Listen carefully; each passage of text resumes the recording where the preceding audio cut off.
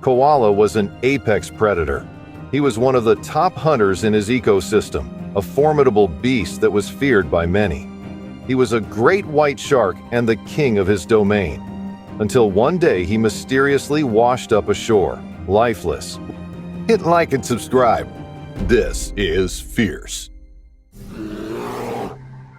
Researchers had been studying koala along with many other great whites off the Cape Cod coastline, Massachusetts. Over the past 4 years, at least 800 individual white sharks visited those waters, and researchers tagged more than 300 of them. Not all of these sharks call Cape Cod their home. Some are migratory.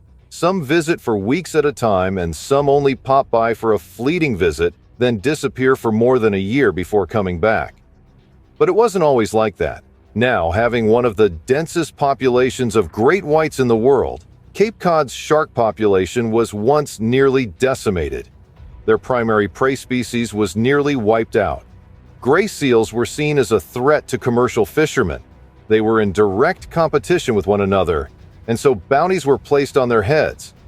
As a result, between 1888 and 1962, there were thought to have been more than 130,000 gray seals killed. This caused a plunge in the great white shark population at Cape Cod. Since then, hunting seals has been banned and great white sharks are under protection. So, what could have happened to Koala? When he was found on Tuesday, October 15, 2024, Koala was quite a sight on Nauset Beach in Orleans, Cape Cod.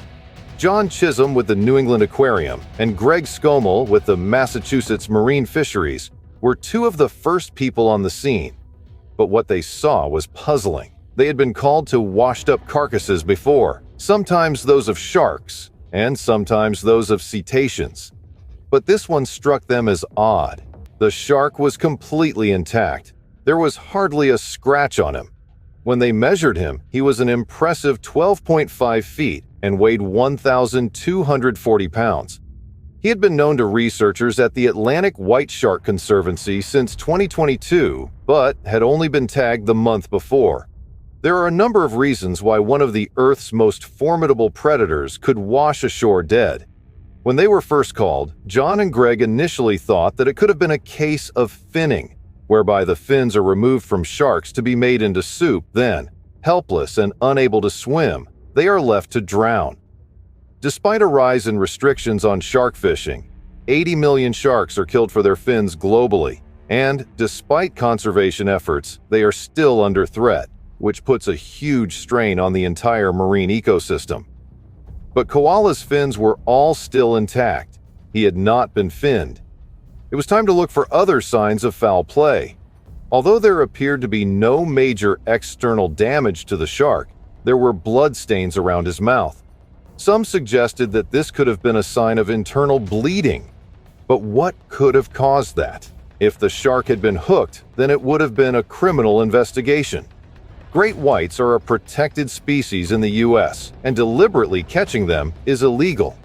Often when they are hooked, they bleed to death if vital organs or blood vessels have been pierced. Other times, post-capture mortality occurs particularly in less robust species like blacktip and spinner sharks due to physical trauma and the stress of handling. But upon inspection, John and Greg found no sign of it having been hooked. Its skin was intact, and despite bloodstains around the mouth, it did not appear to have bled to death. But there was a bite mark on its side. Could the great white have been attacked by another shark? John and Greg didn't think so. It was a small bite, likely made by a much smaller shark after Koala had already died. It was superficial at best and wouldn't have caused a significant amount of damage if the shark had been alive at the time of the bite. Even so, the team took a swab of it and sent it off for analysis to determine the species it belonged to. The mystery continued. It was time for a closer inspection. The experts called in local Dennis Reed, who owned and operated a haulage company. 7 people helped to roll the enormous shark onto its front in preparation for its final journey. Using Dennis's vehicle, they were able to winch the shark onto the back of the trailer and transport it to the Public Works transfer station in Orleans. Once there, Greg performed a necropsy to try and find out why the shark died. But could this have simply been a case of old age? It is unlikely. Sharks often fall prey to other marine predators if they dip in performance. They become easy targets, and so rarely do sharks make it to old age. As soon as they start to slow down, their days are numbers. On top of that, the experts didn't think this shark was old. He was in his prime, an apex hunting machine that now lay lifeless on the sand. As they were trying to work out what had happened to Koala, something else washed up on the Cape Cod shoreline. It was another shark. The scientists were baffled.